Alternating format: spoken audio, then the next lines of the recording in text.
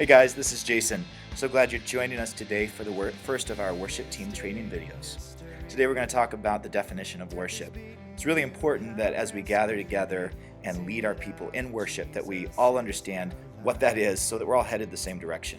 It's important that as we lead people into the presence of God, we all have the same goals. So worship, the definition, that's what we're talking about today. Sound it out, Jesus is alive. So here's the definition we're going to use. Worship is attributing value to God and responding to His presence.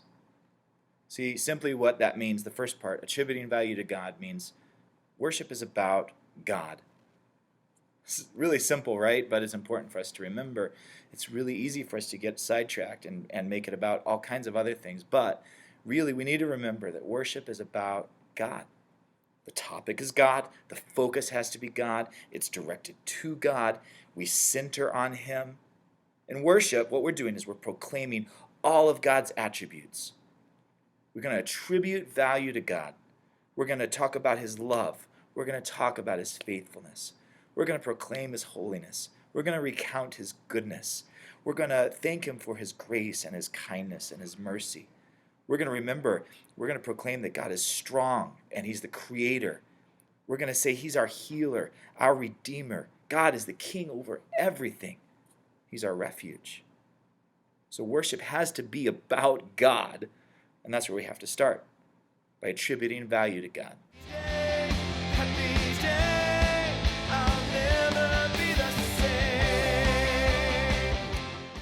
So a beautiful thing happens here. Once we've attributed value to God, as we focused our hearts, our affections, our minds, all of us on Him, our vision clears up, and suddenly we see everything through God.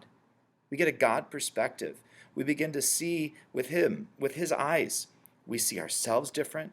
We see each other, our lives, our situations, and we're reminded that this great God that we've been singing about with all these great attributes, this power and this great love for us, this great God is here now. That's one of the best things about worship, becoming aware of His presence. So this God who loves, we realize He loves me. This faithful God who was faithful through the ages is going to be faithful to me now. The Creator is going to become my Father. The healer can heal my family now. The Redeemer has saved me. The great God is my refuge. As we focus on God, attributing value to Him, then our vision suddenly clears up and we see a God here. Forever unchanged.